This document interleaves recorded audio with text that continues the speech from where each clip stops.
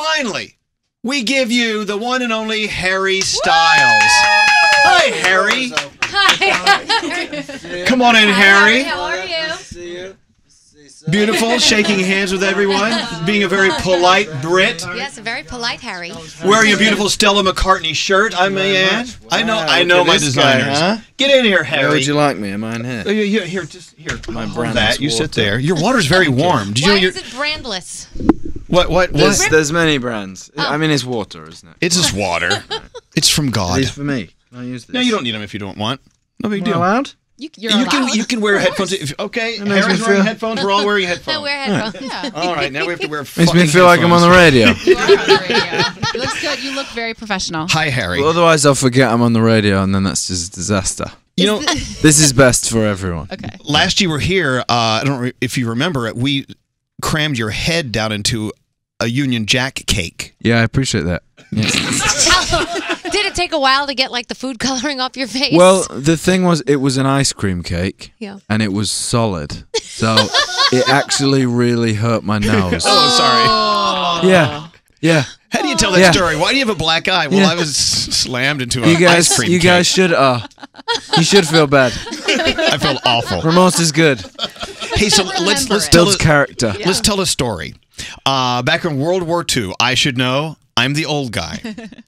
Not by the looks of this mic. Look at this thing. I've got a gold mic. Huh? You'll Look at that you'll guy. get one of these one day. It's kind of fabulous. In World War II, in Dunkirk, France, the Allied forces, Great Britain, France, Canada, they were surrounded by the Nazis. Belgium. They were surrounded, and they needed help. They put the word out to the Brits. They said, "Can you get your boats out here now and help save some of these forces?" And 300,000 people came to the. Well, 300,000 people were surrounded by 400,000.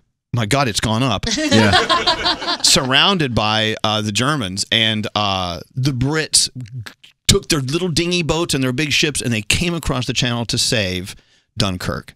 And this is a brilliant moment in British history, and to be in this film must be a supercharge for you. Talk about it. Yeah, I think it feels very special. I think for all of us, while we were making it, it felt like we wanted to do the history proud and wanted to kind of do it justice and wanted to tell this story the best way we could, because it is an incredibly important part of the war, and it's not our finest moment. So I don't think it's something that's kind of talked about that much at school or anything. You don't learn about it to a kind of nth degree. Well, Harry, did you know much about what I knew a happened little in bit. I Dunkirk? think when you learn about it at school, it's when you learn about it at school, it's it's not our best time. So it's kind of washed over the way that it's told. It's like these guys were trapped. They came and got them, took them home.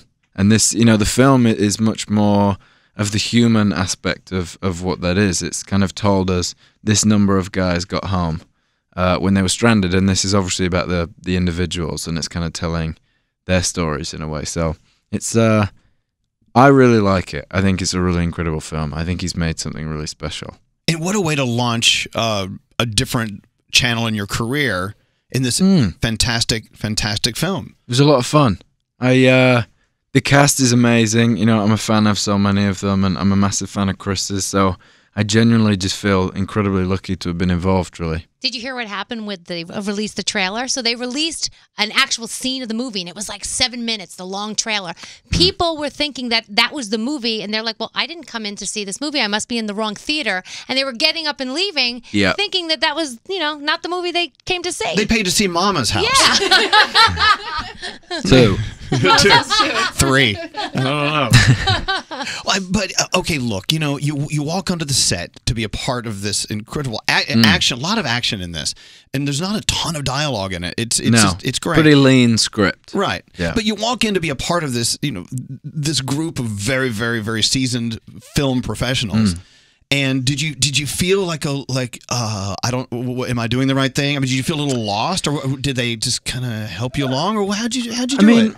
A little. I think honestly, they made the world around you so it was so intense. Like the filming was very much reacting to stuff. It required very little acting in the way of imagining there were planes and imagining all this stuff. So honestly, I didn't have too much time to think about kind of you just like wanted to do your bit towards the project. I didn't kind of have too much time to be worrying about kind of any personal discomfort. Well, Harry, So many people in here. I know. Sorry about that. No, it's great. I don't even know half these people. Great. But Harry, when you walk out on stage and you have a band playing, you have a crowd cheering, you have things to do, words to remember, that's got to be, correct me if I'm wrong, a lot more difficult than just pretending an airplane is flying over your head. I mean, be honest, is acting like way easier than they led us to believe?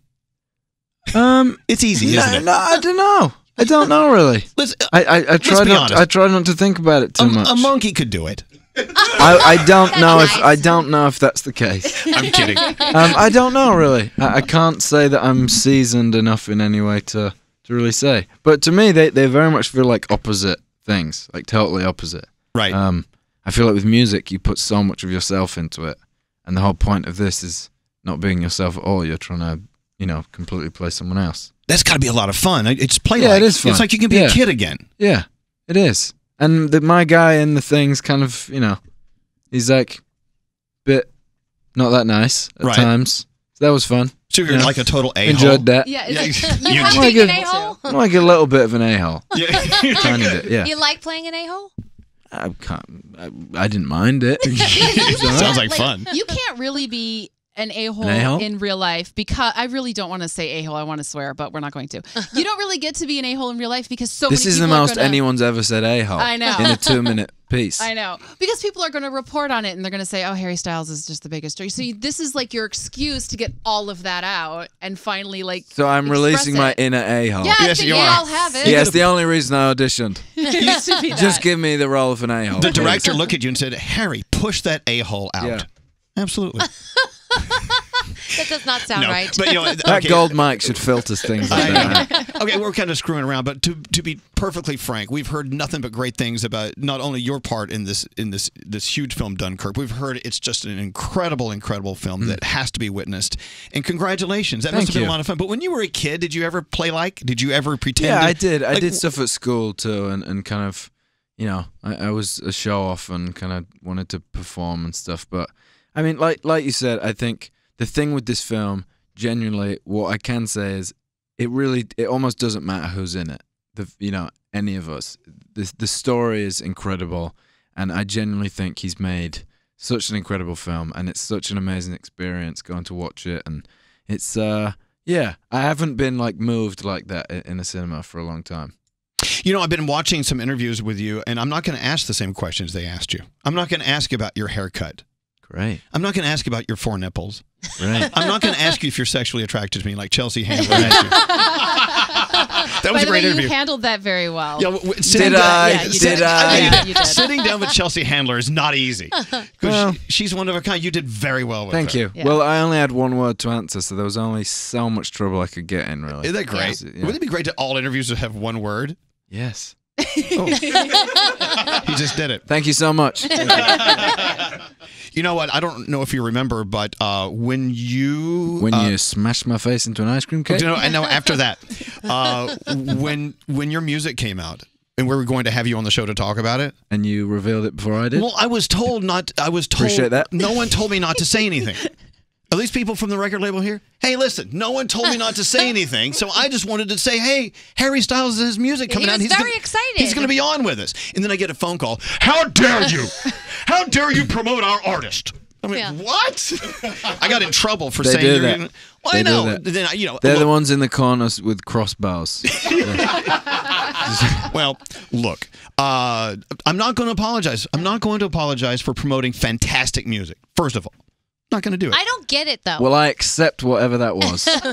I have to assume, from what I've gathered Yep. from those in the know, that with your tour coming up, with the band that you're totally locked into, that you love, you must be pretty excited. And I know here in New York you're playing Radio City Music Hall. I am. Wow. Very excited. Very Talk excited. about that. I'm very excited to be going on the road. I've been on the road for a while. I love playing these songs so much. So yeah, I think it's going to be a lot of fun. I hope people enjoy it, and I want to, put on a good show and stuff. And if I don't, then I suck. And I don't know. I think it'll be fun. What is a good show? I mean, what does it mean? I think I just want people to come and have a good time. I think everyone always does. When's the last time you performed and you looked out in the audience and you said, "These people hate me. This is not working." Ooh, when was I don't know. That's a good thing if you're having a hard time remembering. If you can't think of something, that's a very good sign. Maybe I just blocked it out. Maybe it happens all the time, and I'm so unaware. No, not at all. How do you go about planning your tour? Like, do you sit down with people and you say, you know what, these are the songs I want to do. I want to do them in this order. I want pyrotechnics here. I want a lady to come out and fly. I want a unicorn. Like, what's that process for you? And they say, okay, well, that costs this much, and I go, all right, we'll lose the unicorn. Lose the flying lady. Okay. All right. Yeah, I think, you know, that's what's been so fun for me kind of doing this is, obviously, you know, I have one album.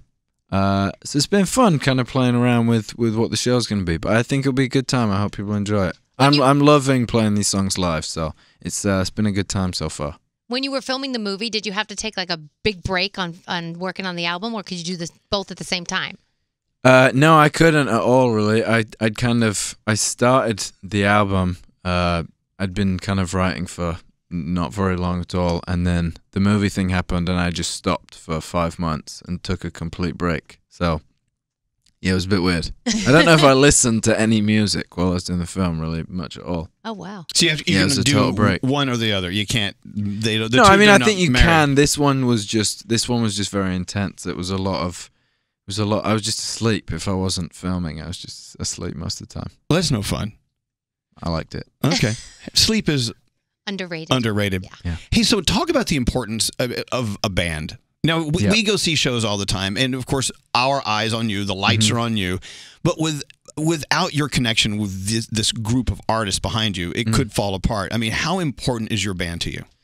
Very much so. You know, 2 of the guys in the band I wrote the album with. So it feels incredibly special to me to kind of have the guys with me who we kind of worked this stuff out, and now we're working it out for the road. And you know, they're incredible musicians and some of the nicest people I've ever met. So I feel incredibly lucky to get to play with them every day. And I think it's the show. It's kind of it's definitely how I kind of enjoy listening to live music and stuff. So yeah. You're coming to the iHeartRadio Music Festival. I am. Have you seen the list of everyone on this bill? I've seen. Do you have one? Yes, I have one. Somewhere. I've seen some. Let me give it to There's you. a list. This is the list. Because what's kind of cool about the I have seen the list. The iHeartRadio Music Festival is the collaborations between a lot of the artists. Where are we? It starts down here. Yep. Where is it? There it is. Okay, there's Coldplay. Yep. There's DJ Khaled, The Weeknd. Yep. I can't read. I'm too old. Chris Stapleton. Yeah, country music in there. Lord is there. Kings of Leon, Big Sean, Pink, Miley Cyrus, 30 Seconds to Mars. By the way, have you ever seen them? Unbelievable. I have not seen them. Jared Leto, unreal. Yeah. David Guetta, Thomas Rhett, Harry Styles, Kesha, but also Niall Horan. Yep. Now, out of all these people on this list, if you had to collaborate with one of them, who would you want to collaborate with? You can't say Niall because that's because I've done that before. You've been there. You've been there. You can fly around with Pink. I would say I'm a massive fan of Chris Stapleton. Big fan. So I think I'd have to say him. Country music. That would be cool. Yeah, I love him and his voice. And I can see you crossing over into country. Can you? Yeah. You have a bit of like you have just that sort of chill swagger to you that I think you could do country very easily. Thank you. Yeah. I think it maybe takes a little more than being chilled. No, it's just chill. That's all you need. Oh, is it? Just be chill. Yeah, literally, that's it. Then let's go. And you have to sing about losing your dog and stuff like that. Then you're well, that brings back some harsh memories. Well, what's great about your album, Harry, is that you really do show this very, very different side of your musical ability that we had never heard before. And I think doing country, doing anything. I mean, why do we have to put ourselves in these corridors that we have to stay in? You got to sound like this. No, I don't think you do. I think that's what's so fun is, you know, when I kind of listen to some of my favorite stuff, it's, you know, on one album, there's so many different things. And I think with mine, I kind of didn't want to do one of the same thing. And you know, I was very much working out what my sound was when I was kind of making the record. And I wanted people to go through that with me, I think. I think that's why I kind of ended up with a couple different types of things on there. Really, Harry, I must assume that when you're listening to your album, when you're working on it, you're usually surrounded by people. Do you remember how you felt the first time you sat down, put on headphones in a room by yourself, and listened to this album from the beginning to end? Do you remember? What was that like? How did that make you feel? Well, at the time, I was stressing over the track listing, so it was more stressful than enjoyable. But I remember the first time I listened to it kind of finished, when I'd finished everything and kind of been like, all right, this is the one. Yeah, I mean, I was so happy. I think when you work on something and you just want to love it, and I love it, and I don't really know what else you're supposed to make. Well, I don't know, but was it like an official date with your album? Like tonight is the night. I mean, was it like? Yeah, I lit some candles and put on some like sultry music, and I was like, oh no, I'm gonna listen to my music instead. So I turned off the romantic music and put mine on, and then we had a date. It's got to be a little surreal though to listen to your final product, and then at that point, you and your mind and heart have to accept it. This is it. This is and you said to yourself, "This is really great, good." What did you say to yourself? I think when I started, I just wanted to make something that I really loved and that I wanted to listen to, and we kind of got to this place where we would sit and listen to it and really enjoy it, and that was kind of, started to know when we were getting closer was I loved that, and I got to a point where I kind of didn't want to change anything, and then I changed some more stuff, and then they told me I was out of time, so there you go. Then it was in. So out of all this, making a movie, going on tour with a great band, writing your own stuff, recording an album, what's the big payoff for Harry Styles? Like, what is it that really charges you up? I mean, I've always loved performing. I love touring. I think this time, because I made a record in just a different way, I kind of got to immerse myself in it much more than I had before. I really, really fell in love with the studio side. So I love being in the studio now, kind of writing and working stuff out with everyone. So I love that. I've always loved performing. I still very much do. But I'd say in the last kind of year and a half, I've very much just found a new love for kind of the studio part of it. Excellent. So you got a tour ahead, but after that, do you start leapfrogging ahead and trying to figure out what's after that? I don't know, man. It's a long way away.